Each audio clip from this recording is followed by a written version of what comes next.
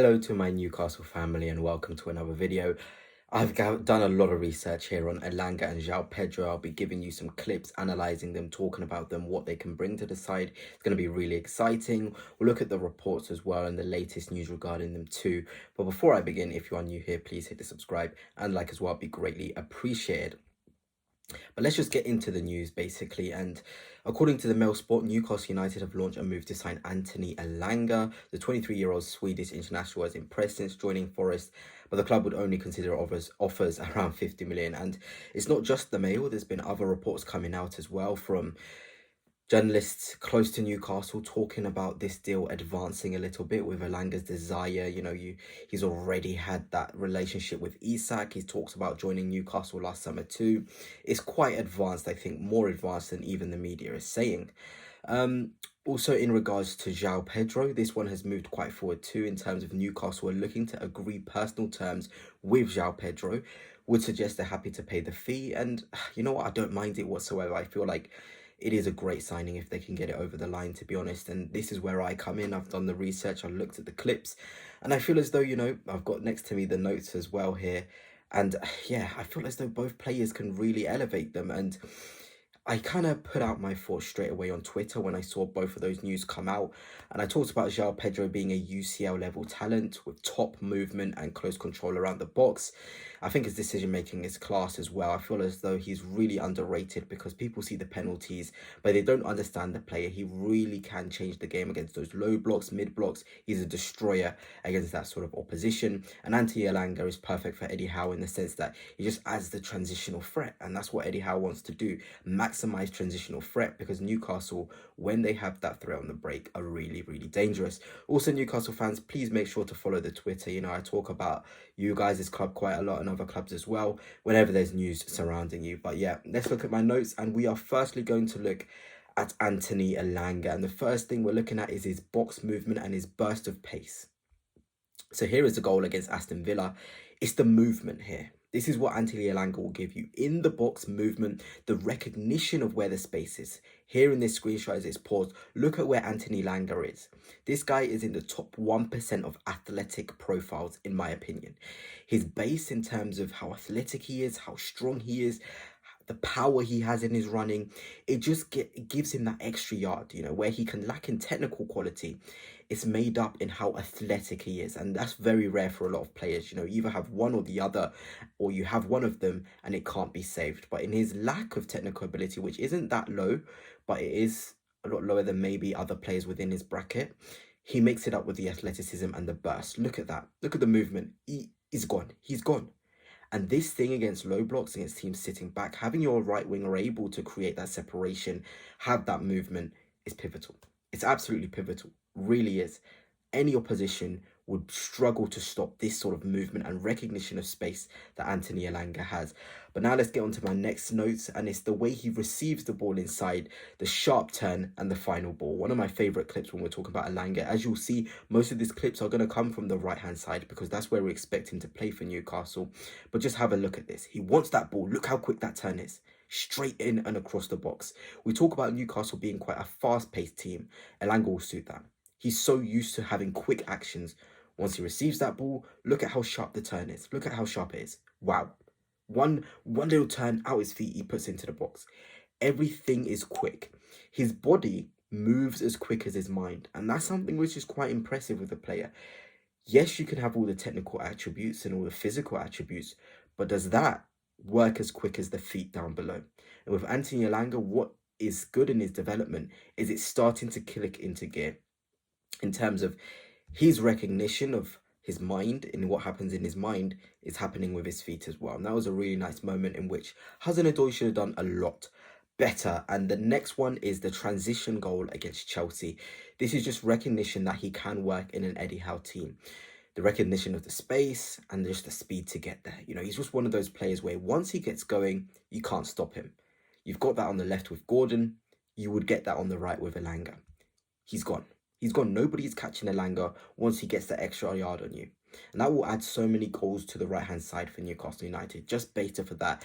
I think that just was me trying to prove to you, this is a kid who can certainly adapt and work in Newcastle because he's used to being quick, being ready. It's really, really good.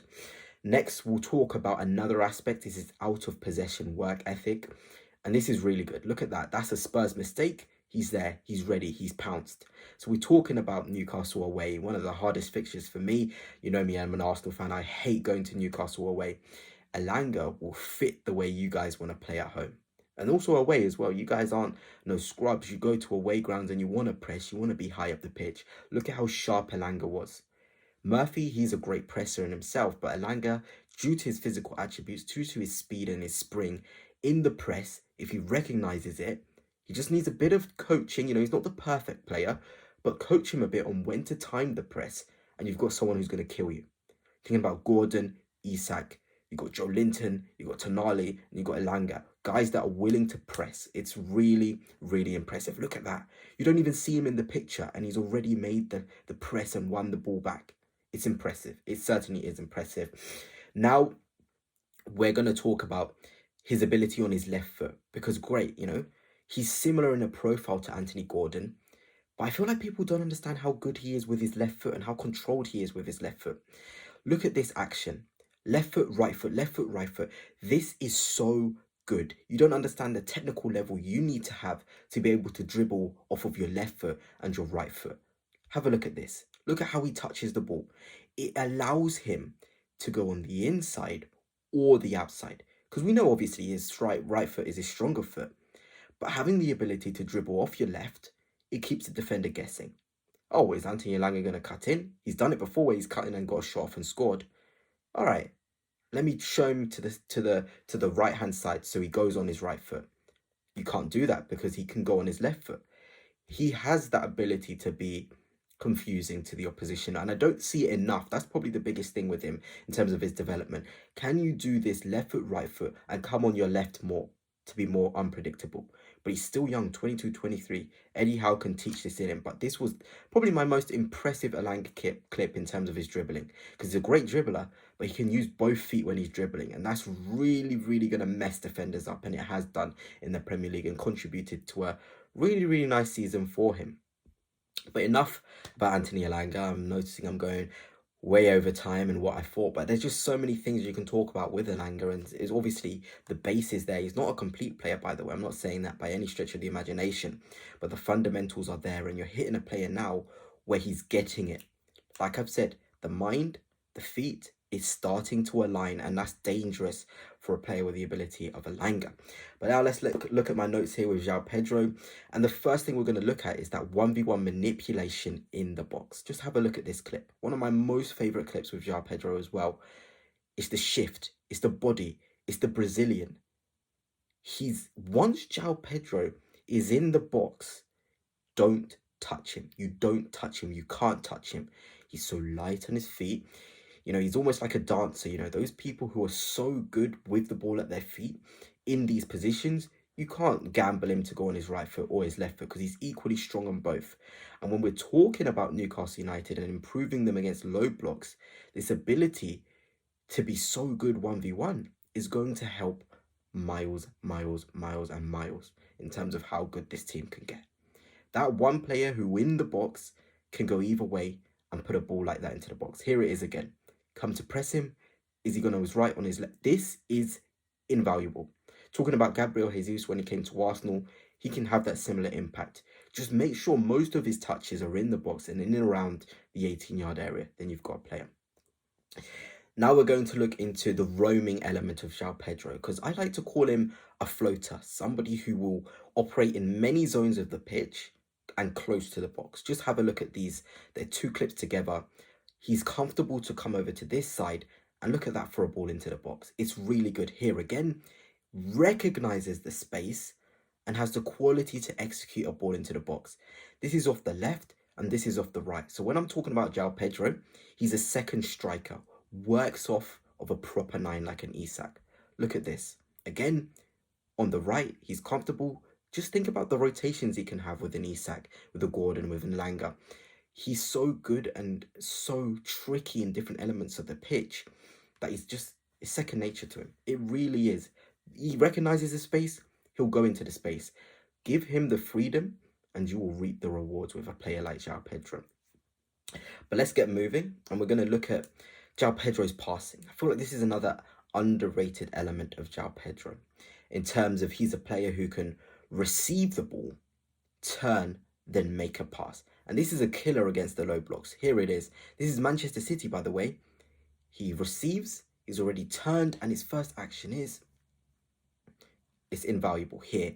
One of my favorite Joao Pedro clips as well. He receives in a pocket of space, releases the pass. Let's see it again. Receives, he knows what he wants to do.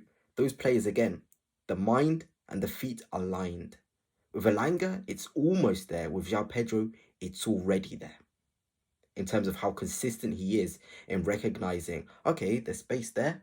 Let me move my body in a position where that pass goes straight away and it's accurate. The second clip is a low block killer against Leicester here. You cannot defend this. Doesn't matter how many men you got back like Leicester, this kills. And the recognition of the pass, really, really good. And the final action we'll be looking at is the work rate, the pressing, and obviously, again, an element of just pure genius and pure individual talent from Joao Pedro. This is against my team, Arsenal. You question his out of possession and work ethic, he can do it. Look at that. And of course this, look, imagine Welbeck as Isak, and then that as Gordon coming in.